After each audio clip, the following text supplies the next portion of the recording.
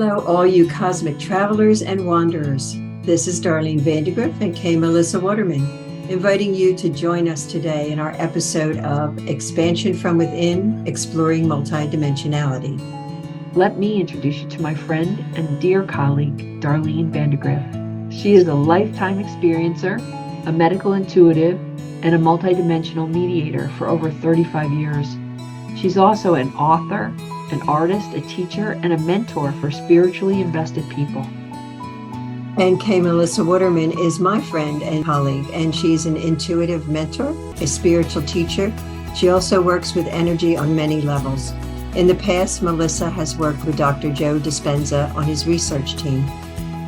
Join us on our journey of meeting multidimensional beings, exploring what it means to be human, and expanding our spiritual evolution.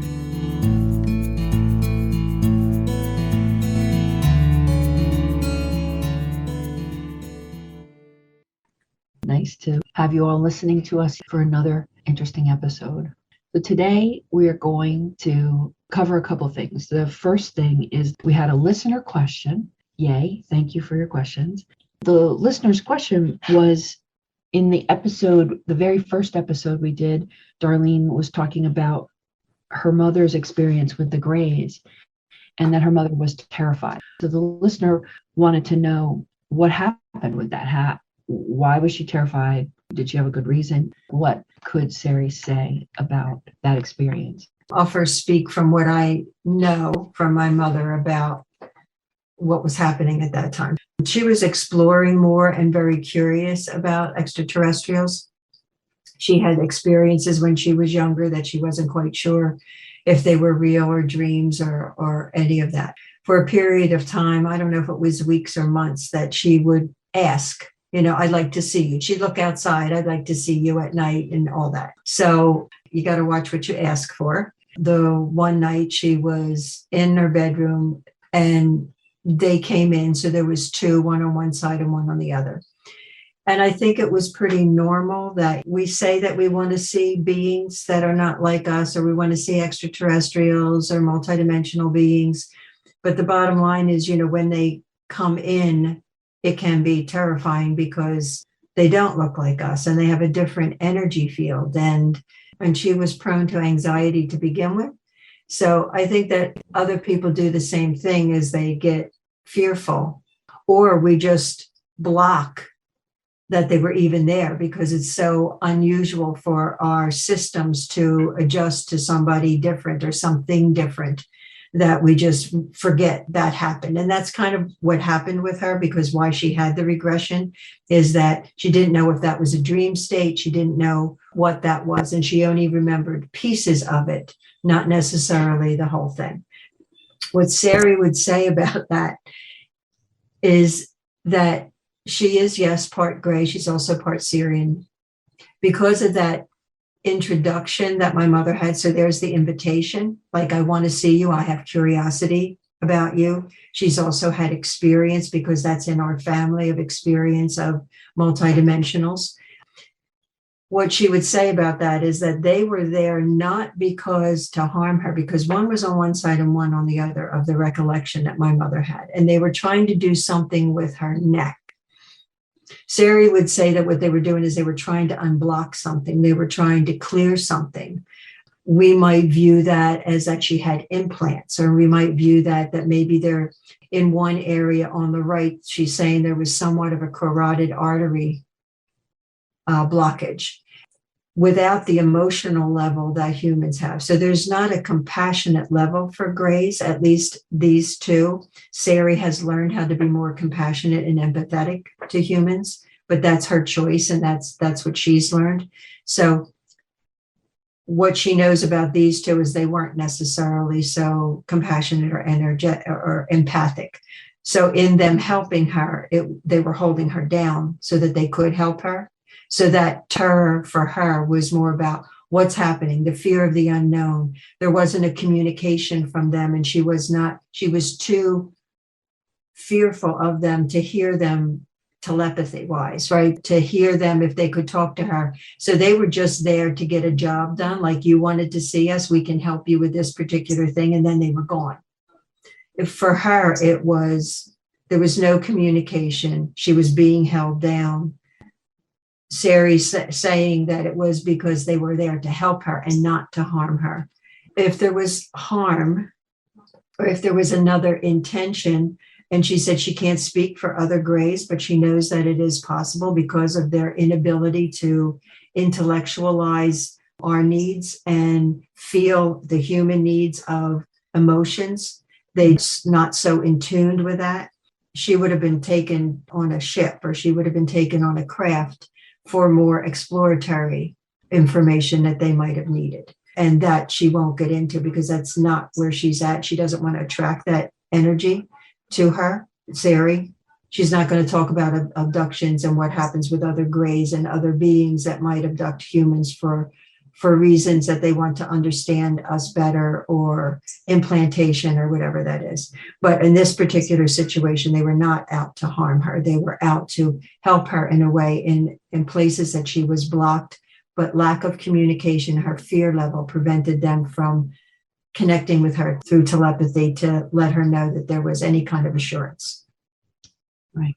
And that's so important. The whole idea that our anxiety, the fear, it appears to me to be the frequency that really cuts off an awful lot as far as interdimensionally, multidimensionally, just having connection with the divine in any form.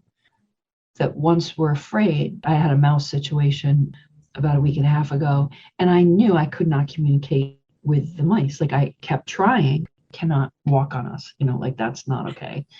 I was like, with someone who is not afraid of mice needs to do this communication. I could tell that my fear absolutely blocked any possible channel that I could have to communicate with the mice.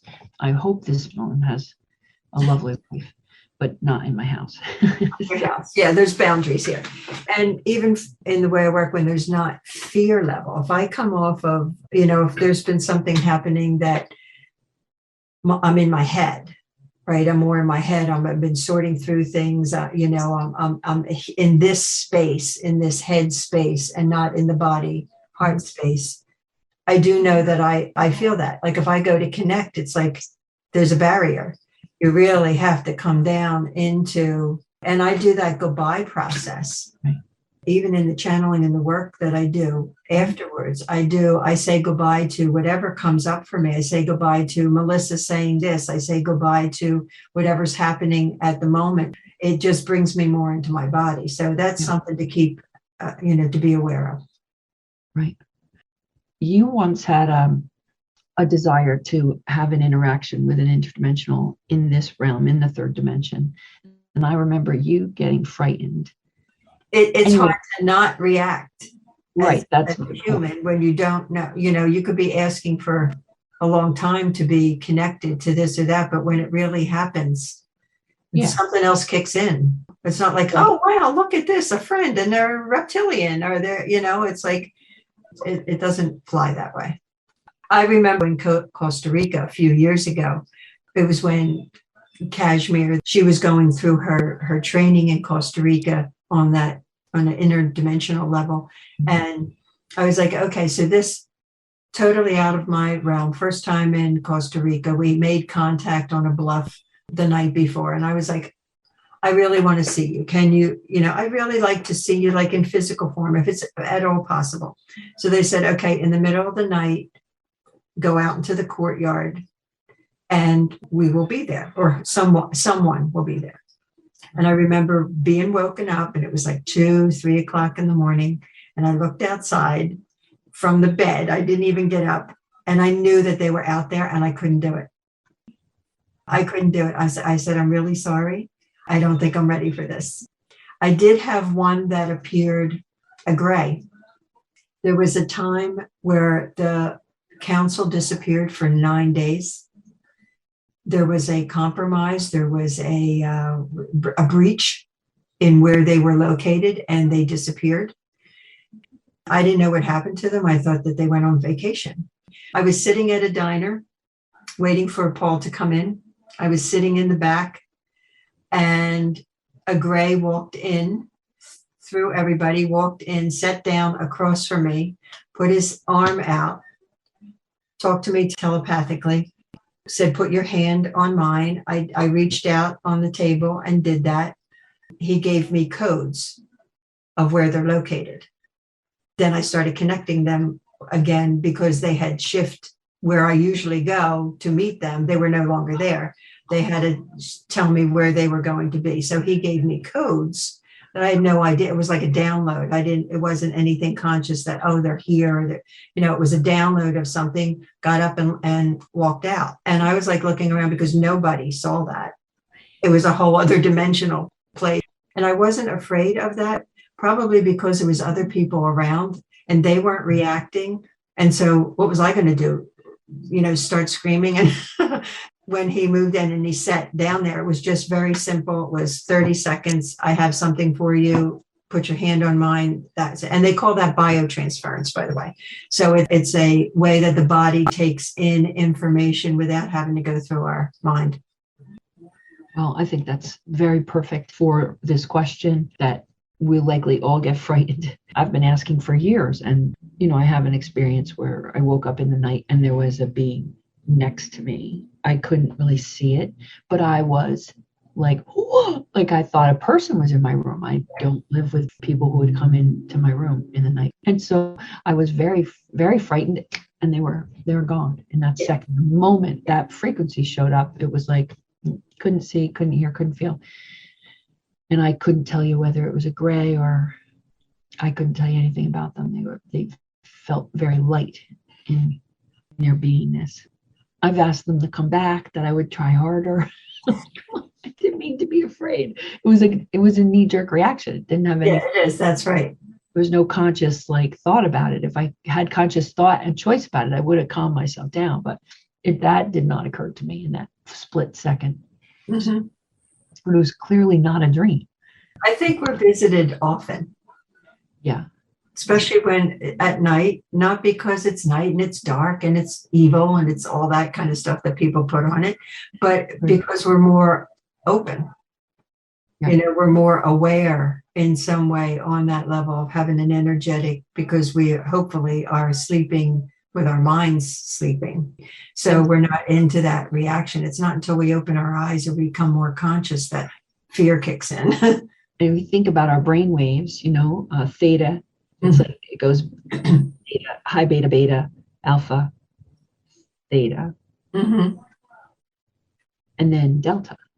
And so theta is where that's how we access other dimensions, in that theta state. So if we're in delta or light delta, of course, that would be the place that would be easiest. It's far away from high beta, which is where most of us live, with all the lists and all of our chores and so forth, our need to make money.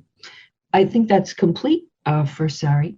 Thank her for us that she came and answered that question and developed this whole line of conversation. Yeah, the only thing she would say is not to categorize any multidimensional. Just like humans, we are all one in whether our race, our gender, or cultures, or anything. But we're all the human race, okay? And yet we have some that are more malevolent and some that are more benevolent. Her species, or her part of her species as a gray, there's that.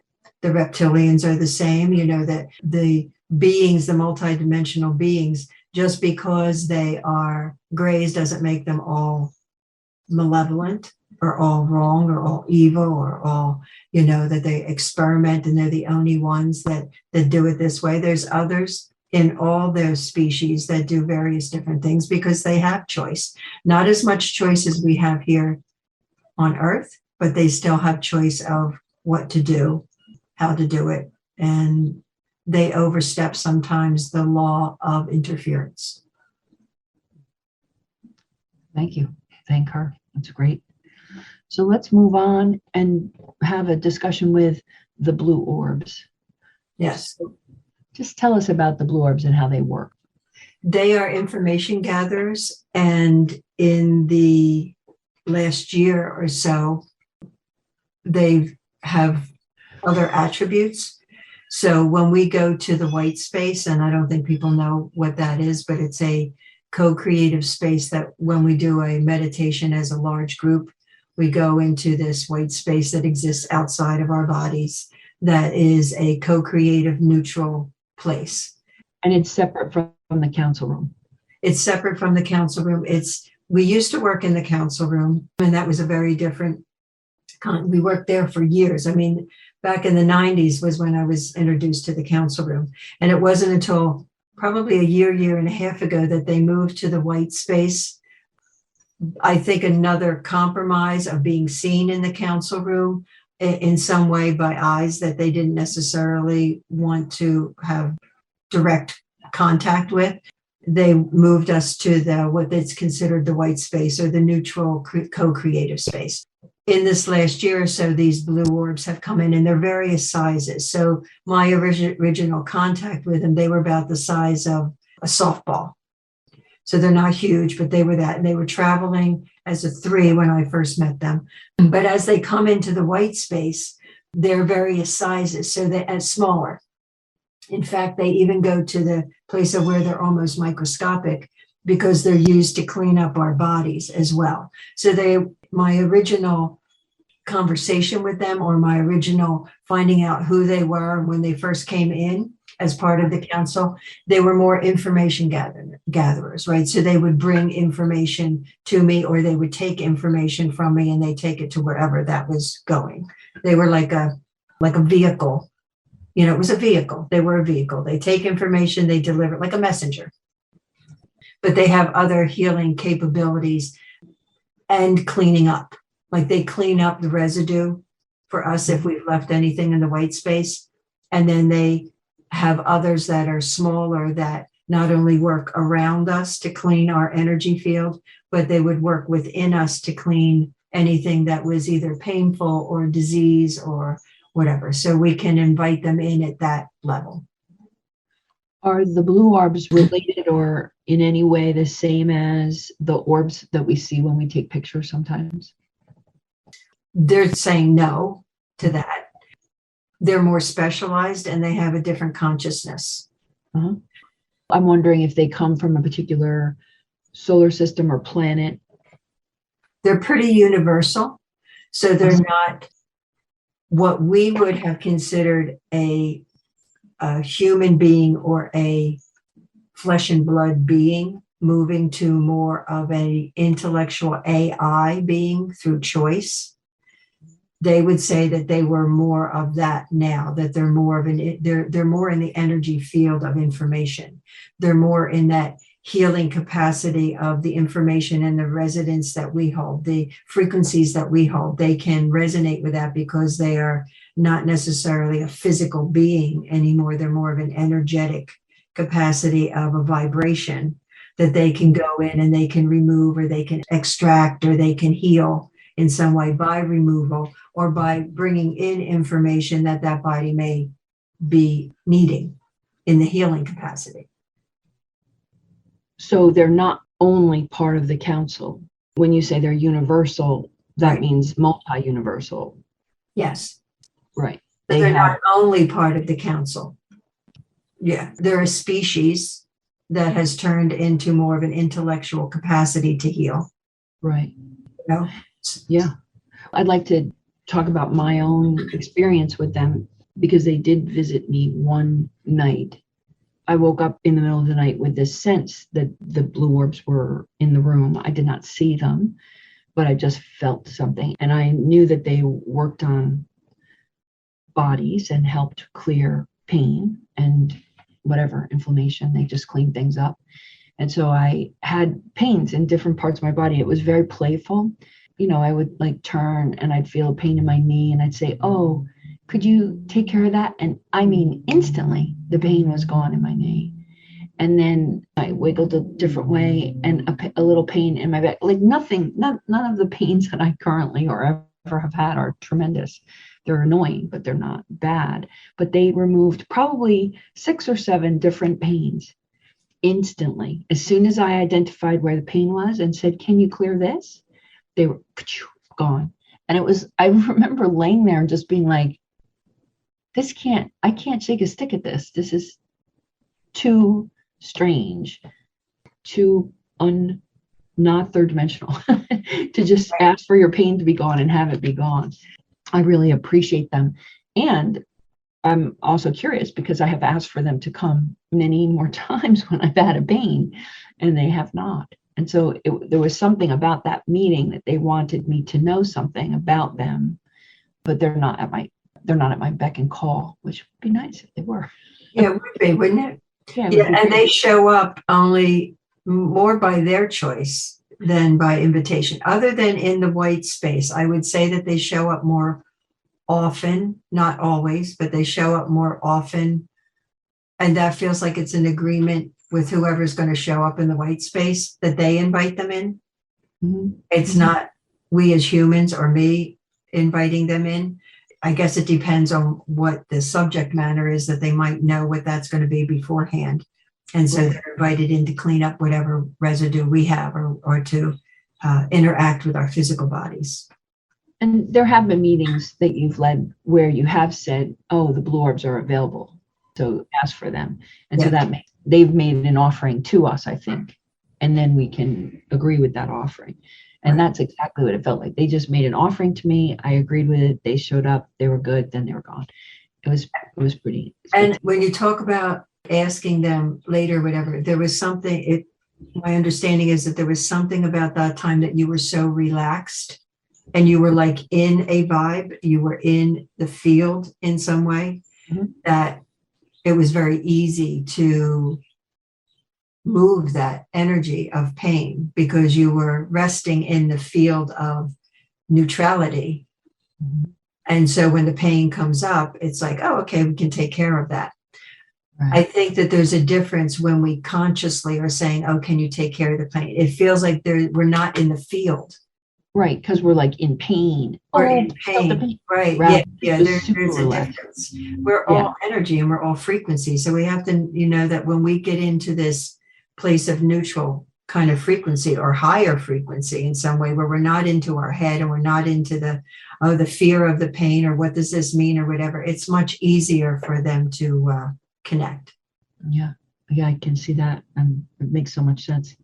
Can we utilize them though, given that they really aren't just going to respond to an invitation, that they are really the leaders of where they go? Do we have any way we can connect with them in meditation? Is there anything we can do? So it's our responsibility in the meditation to come to where you feel your body total, like right before you go to sleep. Like you really feel that there's nothing in your head. And some people can get there. I know that when I was doing this, even as a kid, in order to get sleep, I would just continually say the word black or just picture black. That's all. And that would take me to that relaxed place. So whatever method that somebody has of coming to that place right before you go to sleep, and then you ask for them. Because then I think we're more in the field, or at least we're not in that contentious place of our mind in the need of it or whatever, because they channel or they come in through that empty space. They need an empty space because they are not necessarily in physical form that they can open the space. They come in through an empty space, a space of neutrality, a space of invitation, but you can't be in your head. You really have to allow your body to bring them in. That makes so much sense. And so even in meditation, if you're really in the heart space, the dark space, then you might be able to ask. Yeah, I would ask anyhow, only because it's an invitation that's out there that says, I would really like to utilize you, whether it's right now or not. Like I would like the connection with you to utilize you when I need something cleaned up, or when I have a physical issue that I think you can help me with. Or it's like, don't wait till you're in need and try to do it. Have some kind of at least an invitation out there that's open, that I'm open to this. Whenever you show up, I'm open to it. Yeah, that sounds great. Is there any information they'd like to share with us? They consider themselves benign and neutral. So they need a neutral space in order to connect. because they're information carriers, they contain the frequency of whatever the information is without it affecting them. So if you think they're a container for this, without bringing it into them, that they become part of it, right? So it's separate from that. So for what we would consider their health, their well-being, their utilization, they need that blank, empty, neutral vibration in order to work. Awesome. Is there any other thing they would like us to know? They are messengers. Mm-hmm. If you have, so they're saying they can be used in many different ways because they are interdimensional, and they can go in other dimensions. They can take messages to those that have passed. They can take messages to wherever. So you would bring them in as a blue orb, picture them. I think you're going to put the painting up of them. So whether that's one or three, they prefer to, or many, like in the white space, there's thousands of them that show up. The way that they work more individually is either one or three. And so you would bring them forward. You would send the messages, just like as if you were putting something into them as a message. I'm going to send this to who, and they become that vehicle to take that to. It actually helps. So what they're saying, it actually helps to create your telepathy, because it's the vehicle to get there. A lot of people just try to send something, but the distraction of the energy of sending it, or the disbelief that it's going to go to that person, or any of that interferes. So just, they're showing me, how when you go to a bank and you put your deposit in and it goes up and over and into it's like that. Like they're like that vehicle. I saw that image. It's like, oh, they're the thing that goes up in the air and pushes around. And then just lands where it needs to land. So you can utilize that so that you start to trust your telepathy. Mm-hmm. Is there any other way we can develop telepathy? You need to be in the neutral place and actually picture our vehicles that we already have at our disposal. So if you wanted to send something, you think of picking up your cell phone and doing it, or your landline and doing that. You need some kind of vehicle to start to send the telepathy out that's common to us. So it feels like it connects. We don't trust most people don't trust our third eye in sending out anything, or that we're capable, or the doubts that we have of being co-creative. We have to visualize or pretend that we are using something that would make sense to us. Mm-hmm. So a cell phone, or recorded message, anything that would be like, oh yeah, if I could call that person, this is what I would say. Mm-hmm. And they love what they do. They're in a very content place of expansion, that when they bring up the word that they are like AI in some way, it is not because that's been put on them. They have chosen in some way to take themselves from total flesh and blood physical, which maybe they look like that, or maybe this is their second form is in the orb because they can travel better.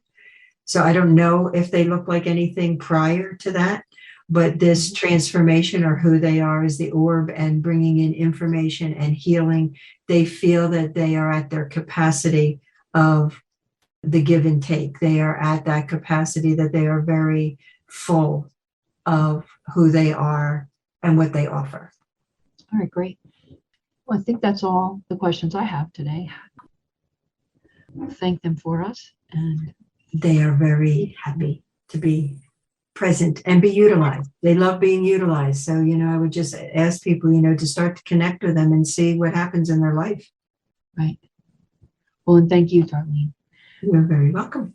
If you have any questions about the Blue Orbs or anything else, feel free to go to soulunion.com and you can send an email. We will answer the questions. We do have one question on hold that we're waiting to answer. Don't worry, we haven't forgotten you, and we will get to it soon.